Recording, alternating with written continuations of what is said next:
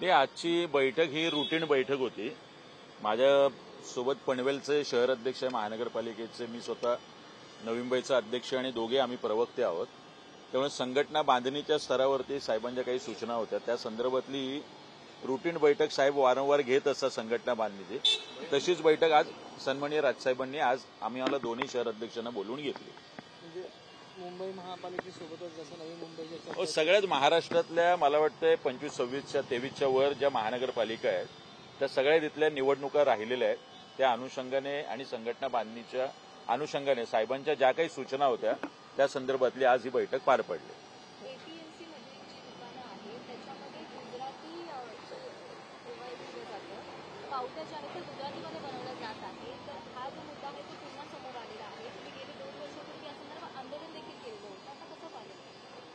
नाही, मुळातच महाराष्ट्रातल्या सगळ्याच मराठी पाट्यांच्या संदर्भात महाराष्ट्र नवनिर्माण सेना आणि राजसाहेबांनी आंदोलनाचा इशारा दिल्यानंतर महाराष्ट्रात हे बदल होताना आपल्याला दिसले होते। काल परवा शासनाने स्वतः एक GR काढलाय, सर्व शासकीय कार्यालयांमध्ये मराठीतच बोला।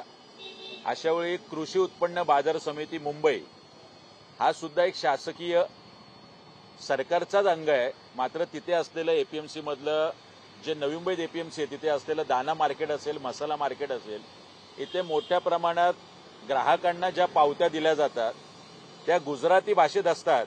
अशा तक्रारी वारंवार आमच्याकडे आल्या होत्या। 2-3 वर्षापूर्वी APMCच्या सचिवांना आम्ही त्या संदर्भातलं पत्र दिलं होतं।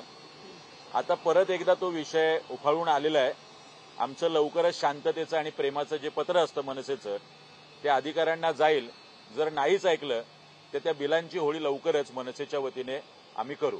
सर, एक विधानसभा निवडणुकीच्या पहिले तुम्ही एक मुद्दा उपस्थित केला होता, तो म्हणजे स्थानिक भूमिपुत्रांना रोजगार, हा 80% रोजगार स्थानिक भूमिपुत्रांना मिळावा, त्यासाठी कायदा तयार करण्यात यावा आणि या सगळ्या संदर्भातली मागणी त्यावेळी केली होती। मात्र आता महानगरपालिकेच्या निवडणुका येतात, अशातच तो मुद्दा परत एकदा घेऊन मुख्यमंत्र्यांची भेट वगैरे घेणार का, किंवा या सगळ्या संदर्भात पुन्हा एकदा राजसाहेबांची या सगळ्या विषयावर चर्चा झाली का, काय नेमकी त्यांची आता परत?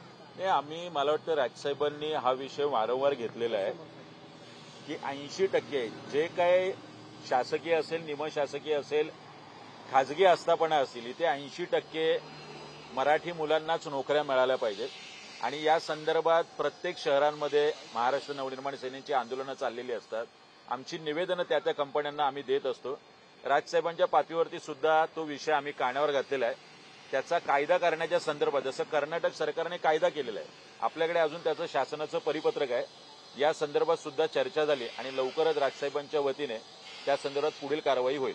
खरं तर नवी मुंबईचा विकास आणि त्याच्यानंतर मुंबई 1, मुंबई 2, मुंबई 3 असा विकास जोरदार चालू आहे। पण या ठिकाणी ज्या नवीन इमारती बांधल्या जातात त्यातही आता वर्गीकरण होऊ लागलेलं पाहायला मिळतं। काही इमारतीत फक्त गुजराती तर काही इमारतीत इतर परप्रांतीय पाहायला मिळतात। याकडे आणि त्याच्यानंतर संपूर्ण लॉबीला तुमचा आता काय इशारा असणार? कुठल्याही लॉबीला माझा काही इशारा नाहीये, ना मनसेचा इशारा आहे। आम्हाला एवढंच म्हणणं आहे, महाराष्ट्रात आपण येत आहे, आपण मराठीत व्यवहार केला पाहिजे, मराठी बोललं पाहिजे आणि कुठेही मराठी माणसांना मांसाहार खाऊ नये, अमुक तमुक ह्या ज्या काही अटी शर्ती आहेत त्या टाकू नका। कोणी कुठे घर घ्यावं याच्याबद्दलचं आमचं काही म्हणणं नाही।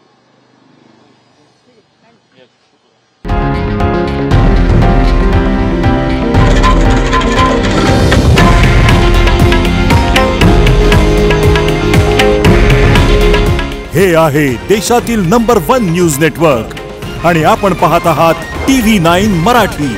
काळजी तुमची, हित महाराष्ट्राचं।